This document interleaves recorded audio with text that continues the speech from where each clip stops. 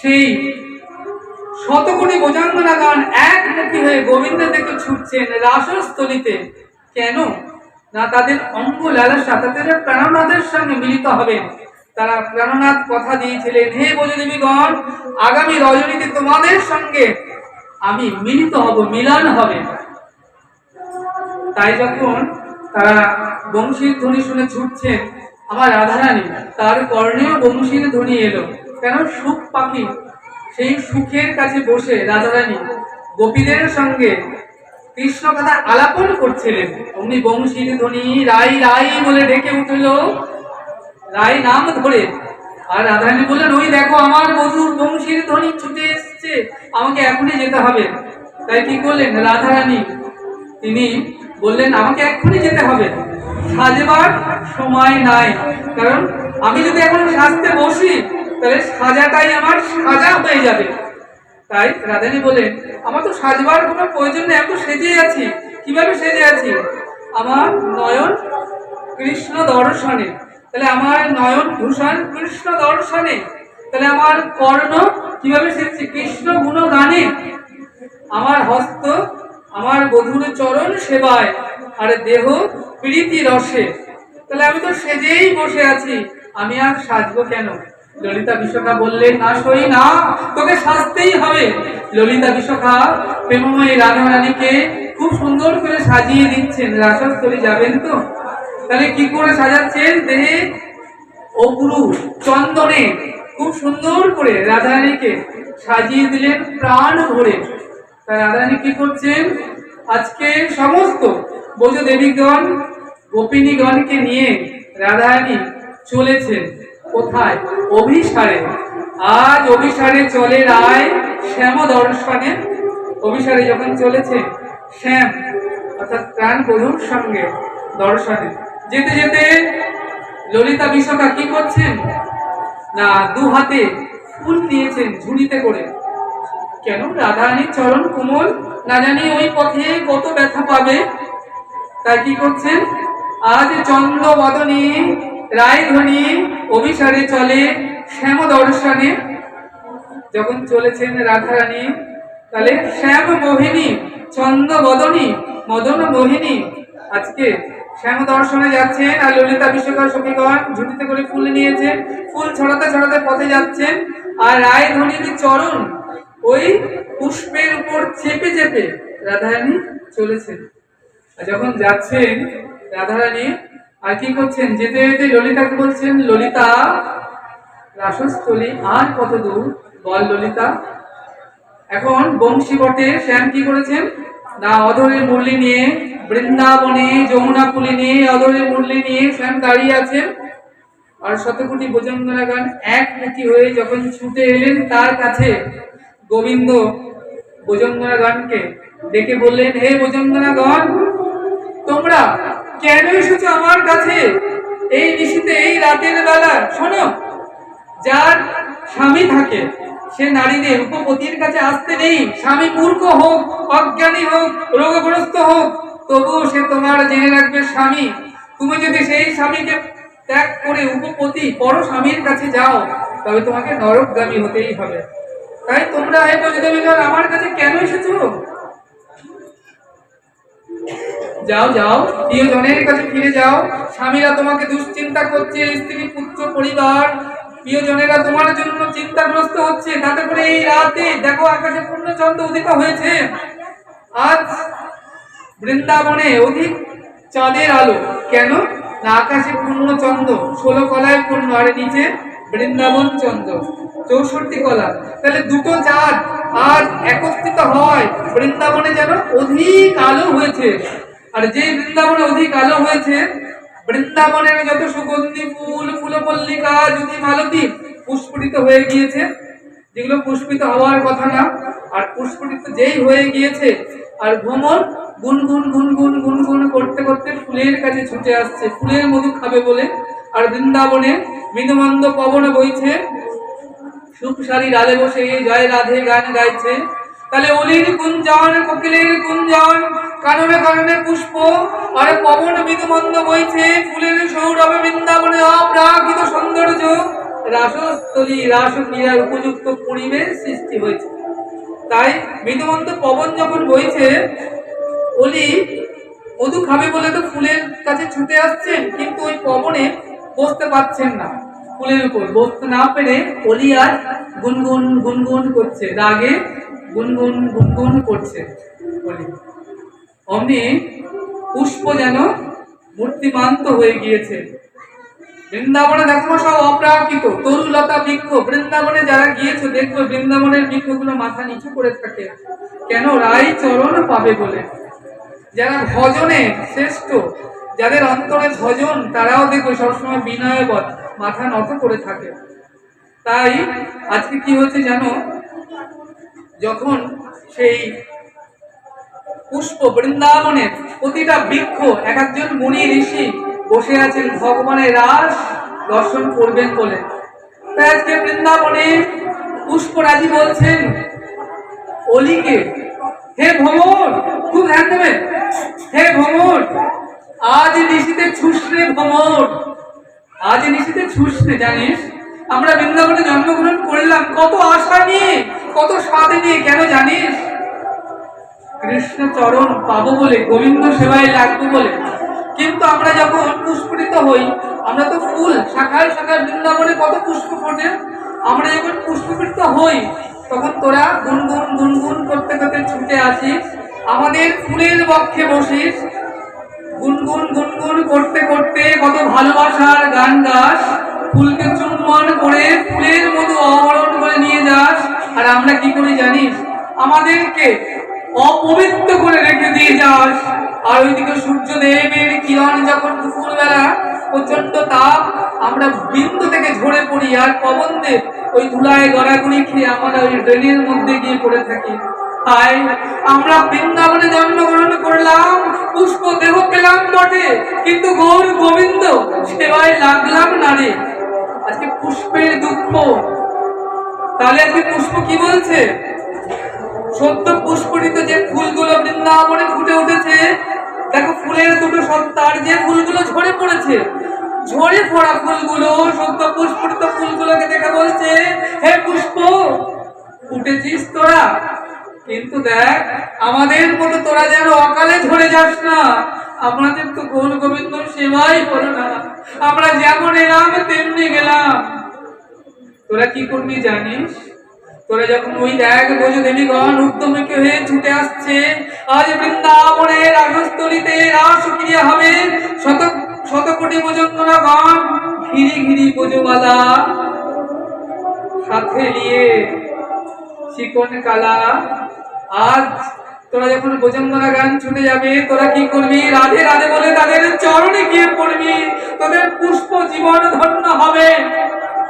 মা ফুল যখন ফোটে জানো, ফুল শুধু ভাবে যদি কোনো ভক্তের নয়নে পড়তাম, আমার যদি সৎসঙ্গ সাধুসঙ্গ হতো, তাহলে ভক্ত পুষ্প চয়ন করে নিয়ে মালা গেঁথে গৌর গোবিন্দ সেবাতে দিত।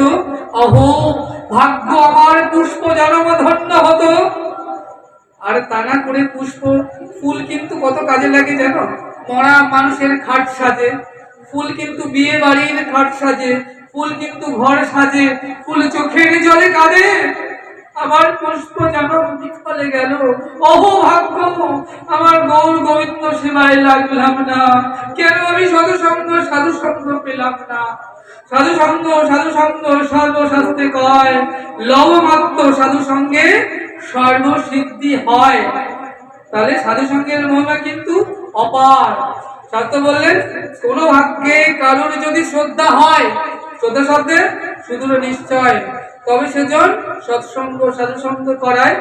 সাধুসঙ্গ হইতে হবে শ্রবণ কীর্তন, শ্রবণ কীর্তন হইতে হবে অনর্থ নিবর্তন, জীবের অনর্থ নিবর্তিত হলে জীবের নিষ্ঠা হয়, নিষ্ঠা হইতে শ্রবণার্থে রুচি উপজয়, সেই রুচি হইতে হয় ভক্তের আসক্তি প্রচুর, আসক্তি হইতে চিত্ত জানবে কৃষ্ণ প্রীতির অঙ্কুর, সেই অঙ্কুর গাঢ় হলে ধর প্রেম নাম, সেই নামে জীবের শ্রদ্ধানন্দ ধাম।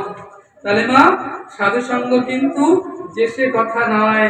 আজকে তোমরা কত ভাগ্যবতী রমণী, আজকে যারা এখানে এসেছো মা, কত ভাগ্যবান ভাগ্যবতী, সৎসঙ্গে সাধুসঙ্গে হরিকথায় এসেছো। কত রাত তো আমরা ঘুমিয়েই কাটাই, কত কত অকাজে কুকাজে কাটাই। কিন্তু আজকে দেখো কি আমাদের পরম সুকৃতি, আমার গৌর গোবিন্দের কি পরম কৃপা, আজ আমাদের ভাগবতের সৎসঙ্গ সাধুসঙ্গ কৃষ্ণ কথায় বসিয়ে দিয়েছে। তাতে করে রাস ও পঞ্চম কথায় আমরা শ্রবণ করছি। এই কথা শ্রবণ করলে কিন্তু আবার বলছি পুনর্জন্ম আর হয় না। কাম কামনা চিরতরে দূরীভূত হয়। এই কথা শ্রবণ করলে ব্যাক টু গড হেড ভগবানের ধাম প্রাপ্ত হয়। আর জনম মরণ, এই যে পুনঃ পুনঃ জননম পুনঃ পুনঃ মরণম পুনঃ পুনঃ মাতৃজননী শরণম আর হতে হয় না। তাহলে এই কথা অতীব দুর্লভ কথা মৃতম। তাই আজকে কি হলো জানো? তাই আজকে ফুল কাঁদছে, কেঁদে বলছে তোরা যেমন আমাদের মতো অকালে ঝরে যাস না, সময় থাকতে গৌর গোবিন্দ চরণে এসে পড়িস। এই জগতে আমার দু প্রকার মানুষ আছে, যারা গৌর গোবিন্দ সেবা করে, কৃষ্ণ গুরুদেবের পাদপদ্ম আশ্রয় করে যারা গৌর গোবিন্দ সেবাতে রত হয়েছেন। আর এক প্রকার মানুষ আছে কৃষ্ণ সেবা করে না, গৌর গোবিন্দ সেবা করে না, বিষয় সেবাতে থাকে। তারা ওই ঝরে যাওয়া ফুলের মতো, তারা জগতে আসে, আহার নিন্দা বই মৈথুন করে, আবার জগৎ ছেড়ে চলে যায়। তারা অনন্ত কাল ধরে অনন্ত দুঃখের সাগরে ভাসে, তাদের আর গৌর গোবিন্দ চরণ প্রাপ্ত হওয়া সম্ভবই হয় না, তাই না? তাই আজকে আমাদের গৌর গোবিন্দ চরণ প্রাপ্ত হব এমন সুকৃতি লাভ হয়েছে। আজকে কি হলো না, গোপীগণ ছুটে আসছেন, প্রেমময় রাধা রানী ছুটে আসছেন। গোবিন্দ বললেন তোমরা কেন এসেছো? যাও যাও যাও, আপন ঘরে ফিরে যাও। এই কথা শ্রবণ করে ভোজনগণ আজকে কি করলেন না, আজকে তারা মনে মনে যেন কষ্ট পেলেন যে তুমি তো আমাদেরকে বংশীধ্বনি করে ডেকে আনলে তোমার কাছে। আজকে এখানে সুকান্ত নগরের পুজো কমিটি সবাইকে ডেকে আনলেন, যেখানে ভাগবত আসর হবে, আগামীকাল এখানে প্রসাদ সেবা হবে, প্রসাদ সেবার জন্য সবাই আসবে, মহোৎসব হবে। তোমরা এলে, দেখলে আগামীকাল, আজকে ভাগবত কথার পর আগামীকাল দেখলে কোথায় প্রসাদ সেবা, কোথায় ভোগরাগ। কমিটির লোকেরা বসে আছে, জিজ্ঞেস করছে কি গো তোমরা কেন এসেছো, কি জন্য এলে? আজকে বুঝে দেবীগণের অবস্থা হচ্ছে তাই, গোবিন্দ বংশী ধ্বনি করে ডেকে এনেছেন। গোবিন্দ বলছেন কেন এসেছো? সুস্বাগতম বুঝে দেবীগণ, কেন এলে? ও বুঝতে পেরেছি তোমাদের আসার কারণ, সারাদিন সংসারের কাজে ব্যস্ত থাকো। আজকে দেখো আকাশে পূর্ণচন্দ্র উদিত হয়েছে, বৃন্দাবন আলোকিত হয়েছে। ওই দেখো কি সুন্দর বৃন্দাবনের শোভা, কলির গুঞ্জন, কোকিলের গুঞ্জন, শাখায় শাখায় পুষ্প, বৃন্দাবনে অপ্রাকৃত শোভা। তাই রাতের বেলা সেই অপ্রাকৃত বৃন্দাবন দর্শন করতে এসেছো। আর তা না হলে ওই দেখো যমুনায় তাকিয়ে দেখো, চাঁদের কিরণ পড়ে যমুনার ছলাকে ছলাকে জলরাশি, কি অপূর্ব শোভা। তোমরা তাই দর্শন করতে এসেছো। আর তাই যদি না হয় তাহলে নিশ্চয়ই আমার কাছে তোমরা কিছু চাইতে এসেছো। জানো তো ভক্ত আমার চরণে তুলসী দিয়ে শুধু চায়, এটা দাও সেটা দাও ওটা দাও। তোমরাও যদি কিছু চাইতে এসেছো। বুঝে দেবীগণ বললেন হে গোবিন্দ, আমরা তোমার কাছে কিছু চাইতে আসিনি, কিছু নিতে আসিনি, আমরা তোমাকে দিতে এসেছি। গোবিন্দ বলেন কি দেবে আমার, আমি বিশ্ব ব্রহ্মাণ্ডের অধীশ্বর। বলেন যা নাই তোমার ভান্ডারে আজ তোমায় তাই দিয়ে যাব। তাহলে বুঝে দেবীগণ কি দিলেন? এই দেহ গেহ ধন জন যৌবন ইহকাল পরকাল কৃষ্ণায় গোবিন্দায় ভগবতে নমঃ বলে অর্পণ করলেন। জয় শ্রী দাও, হৃদয় গৌর হরি হরি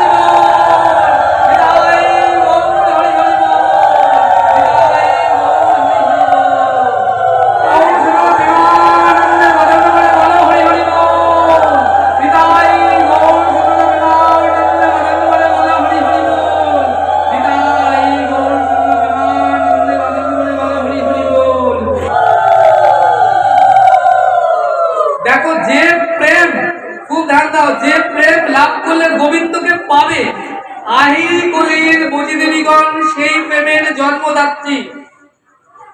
বুঝতে পারলেন?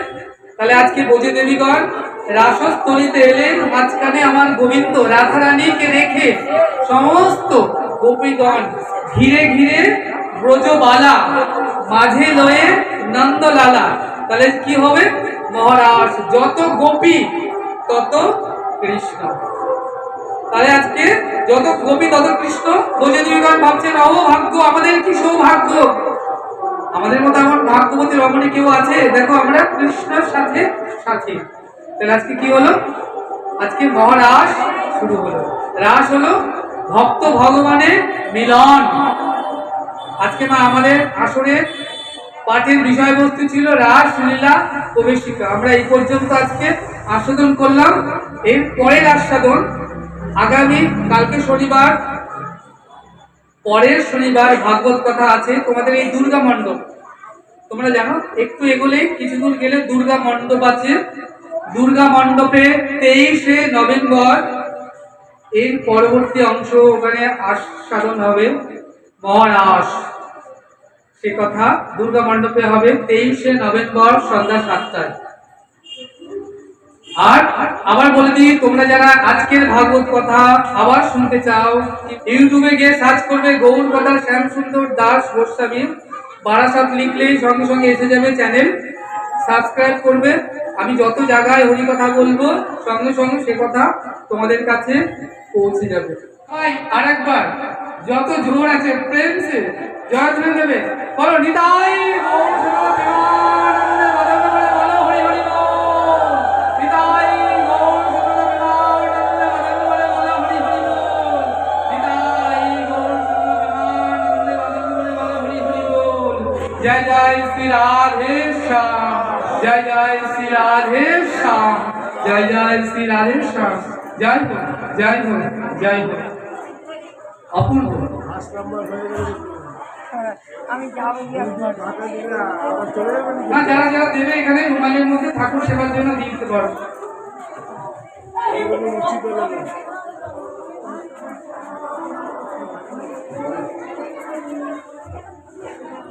এটা আমার সাক্ষাৎ গোবিন্দ। ভাগবতকে কপালে লাগালে কপালের যে অশুভ প্রভাব কেটে যায়, গিরে সুখ শান্তি আনন্দ লাভ হয়, কৃষ্ণ প্রেম হয়।